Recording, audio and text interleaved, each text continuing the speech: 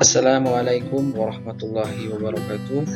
Selamat berjumpa kembali di video pembelajaran IPS kelas 8. Pada video kali ini kita akan mempelajari tentang mobilitas sosial, melanjutkan dari bahasan pada video sebelumnya tentang pengertian dan bentuk-bentuk dari mobilitas sosial. Baiklah, sebelum kita membahas materi, mari terlebih dahulu kita berdoa sesuai dengan keyakinan kita masing-masing. Berdoa dimulai.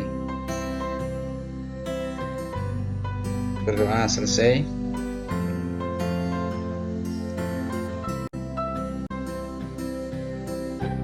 Yang akan kita pelajari pada video kali ini, yang pertama adalah faktor pendorong dan penghambat dari mobilitas sosial, kemudian saluran dari mobilitas sosial, dan yang terakhir adalah dampak dari mobilitas sosial.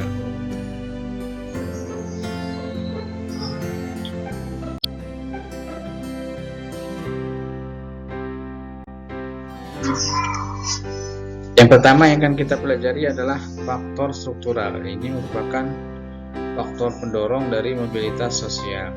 Faktor struktural ini menyangkut dengan bentuk sebuah negara, ya. Secara umum atau secara garis besar bahwa di dunia ini terdapat dua jenis bentuk negara, yaitu ada yang berbentuk republik dan ada yang berbentuk kerajaan. Seperti halnya negara kita, Indonesia adalah bentuk pemerintahannya republik, sehingga memberikan kesempatan dan peluang yang sama kepada setiap warga masyarakat atau warga negara untuk menduduki jabatan-jabatan yang ada di pemerintahan, seperti wakil presiden atau presiden, menteri, dan jabatan struktural lainnya. Maka masyarakat Indonesia memiliki peluang yang sama untuk menduduki jabatan-jabatan ini. Inilah yang dinamakan dengan faktor struktural, ya, mendorong seseorang atau sekelompok orang untuk melakukan mobilitas sosial untuk menduduki jabatan-jabatan yang ada di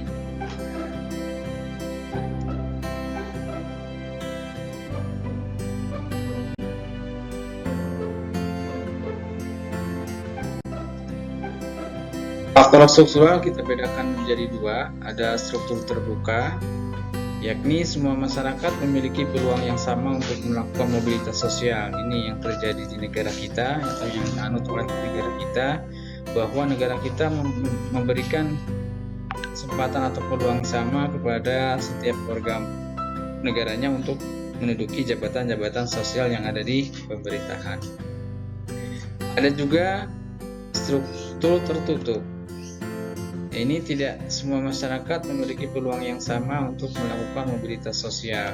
Ini seperti dianut oleh negara-negara dengan sistem kerajaan yang mengizinkan bahwa keturunannya sebagai calon raja berikutnya. Kemudian ada juga sistem kasta dalam agama Hindu, bahwa pada zaman dulu dalam agama Hindu adanya pembagian kasta, ada kasta Sudra, kasta Waisa, kasta Satria, kasta Brahmana. Nah, ini dampaknya akan menghambat terjadinya mobilitas sosial. Ini merupakan bentuk dari struktur tertutup, sehingga akan membatasi seseorang atau sekelompok orang untuk melakukan mobilitas sosial.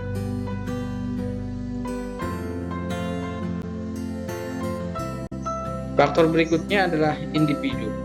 Faktor individu ini hubungannya dengan pengetahuan, sikap, keterampilan, kemampuan, dan semangat yang ada dalam diri kita sendiri. Inilah yang mendorong diri kita untuk melakukan mobilitas sosial, mendorong diri kita untuk merubah status sosial kita. Ini yang dinamakan dengan faktor individu. Seperti dalam gambar ini, seorang pemonang, seorang pengusaha rumah Barbie, ya, walaupun dengan keterbatasan fisik, tetapi beliau berhasil menjadi seorang pengusaha karena ada dorongan dari faktor individu, yaitu ada kemauan, keterampilan, dan pengetahuan, sehingga ia bisa menjadi seorang pengusaha yang sukses.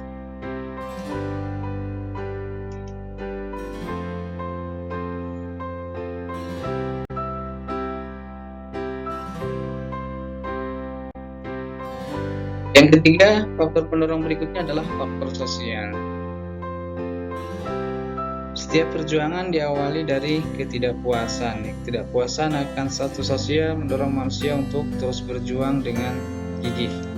Nah, faktor sosial ini adalah keadaan sosial yang kita punya saat ini, yang diwariskan atau diturunkan dari orang tua atau keluarga kita kepada kita. Nah, ini tentunya akan mendorong kita untuk berusaha merubah status sosial tersebut, ya. Apabila kita tidak puas tentunya dengan status sosial yang kita sandang, yang kita terima dari keluarga atau orang tua kita, maka kita akan berusaha untuk merubah status sosial tersebut agar menjadi lebih baik lagi dari status sosial yang ada saat ini.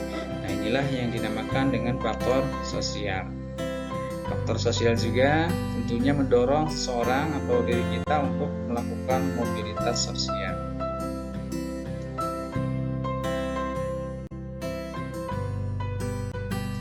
Kemudian yang keempat, faktor berikutnya adalah faktor ekonomi, ya. Keadaan ekonomi yang baik merupakan individu atau memudahkan individu dan kelompok untuk melakukan mobilitas sosial. Jadi kalau ekonominya baik, tentu akan mudah untuk mendapatkan pendidikan sehingga akan memperoleh banyak modal dan juga akan terbukalah berbagai macam kesempatan sehingga akhirnya nanti akan memperoleh yang namanya kesuksesan. Nah, ini faktor ekonomi ini mendorong seseorang atau sekelompok orang untuk melakukan mobilitas sosial.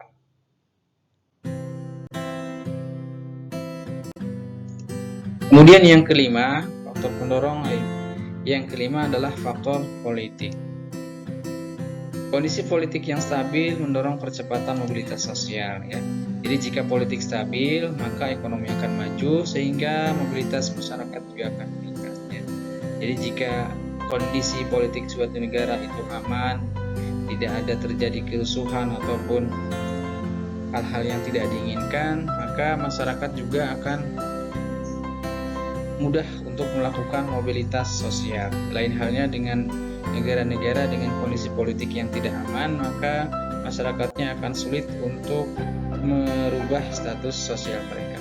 Ini yang dinamakan faktor politik yang mendorong seorang atau sekelompok orang melakukan mobilitas sosial.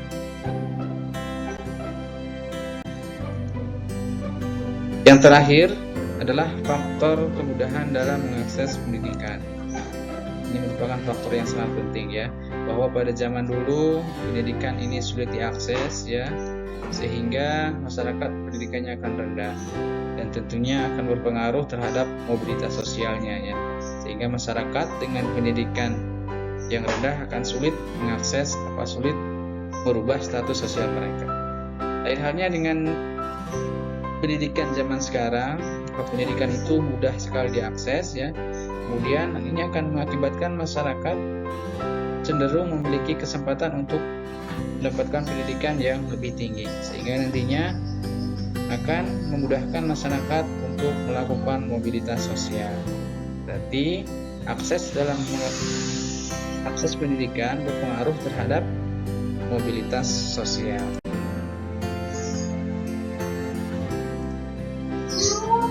Berikutnya adalah faktor penghambat dari mobilitas sosial. Yang pertama ada faktor kemiskinan, ya. Jadi bagi masyarakat miskin untuk mencapai status sosial tertentu itu akan atau merupakan sesuatu hal yang sulit, ya. Salah satu penyebab kemiskinan adalah pendidikan yang rendah. Masyarakat yang berpendidikan rendah itu akan berpengaruh terhadap kualitas dari SDM itu sendiri. Akibatnya tentu kemudahan untuk mendapatkan pekerjaan juga terbatas. Ini menghambat tentunya seseorang atau sekelompok orang untuk melakukan mobilitas sosial, untuk merubah status sosial mereka. Itu faktor kemiskinan.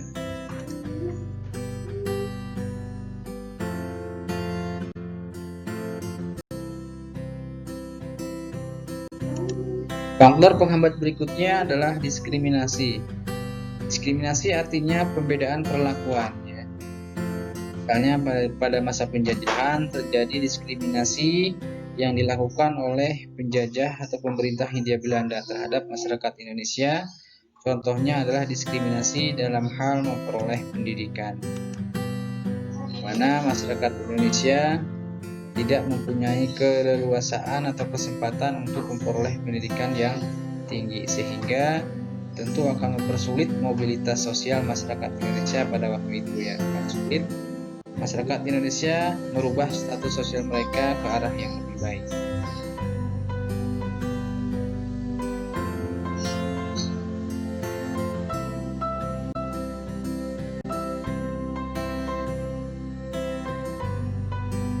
Selanjutnya adalah saluran dari mobilitas sosial. Saluran ini merupakan sarana yang bisa kita gunakan untuk melakukan mobilitas sosial.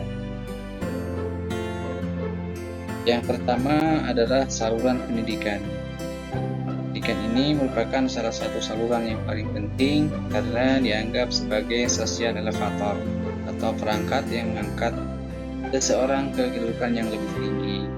Karena seseorang yang berpendidikan tinggi tentu akan mudah sekali melakukan yang namanya mobilitas sosial atau merubah status sosialnya. Kemudian saluran yang kedua adalah organisasi ekonomi. Contohnya adalah koperasi.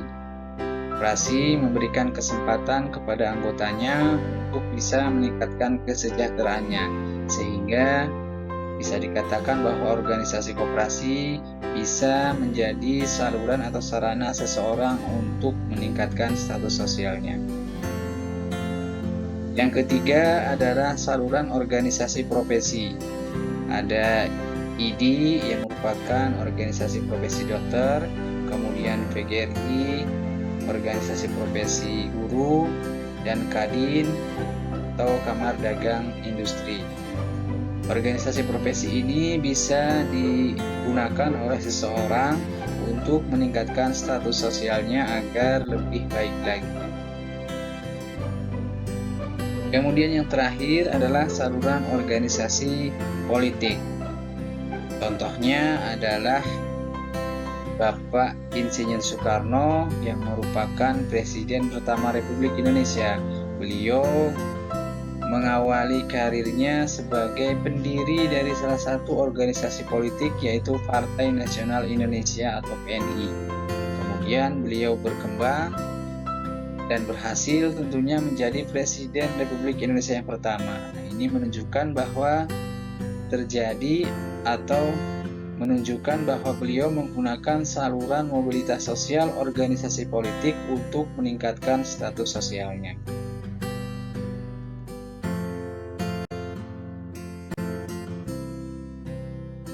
Dampak dari mobilitas sosial. Mobilitas sosial bersifat ke atas atau social climbing tentu akan membuat kita merasa senang. Tetapi mobilitas selalu ada 3 kemungkinan, yaitu ke bawah, ke atas, dan ke samping. Berikut ini adalah dampak positif dari mobilitas sosial. Yang pertama adalah mendorong seseorang untuk lebih maju. Dengan adanya mobilitas sosial, tentunya ini akan memotivasi diri kita ataupun siapa saja untuk meningkatkan status sosialnya ke arah yang lebih baik lagi. Kemudian dampak positif yang kedua adalah percepat tingkat perubahan sosial. Jika kondisi dalam suatu masyarakat status sosialnya rendah, dengan adanya mobilitas sosial ini maka tingkat perubahan sosialnya akan cepat, yaitu merubah status sosial mereka ke arah yang lebih baik lagi. Dampak positif yang ketiga adalah meningkatkan integrasi sosial. Dapat diartikan bahwa dengan adanya mobilitas sosial tentunya akan mempermudah menyatukan beberapa perbedaan-perbedaan yang ada di masyarakat.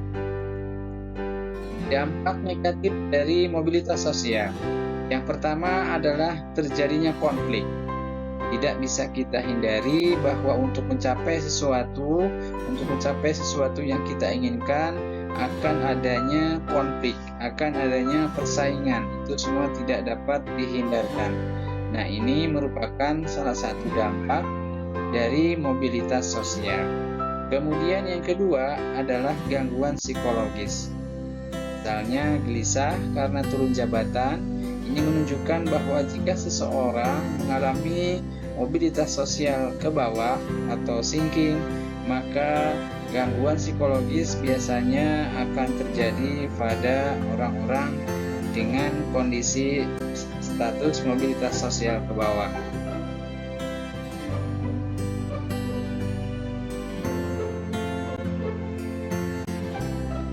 Baiklah, itu tadi penjelasan materi kita pada video kali ini. Mudah-mudahan apa yang disampaikan bisa bermanfaat untuk kita semua. Mohon maaf jika ada kesalahan dan kekurangan.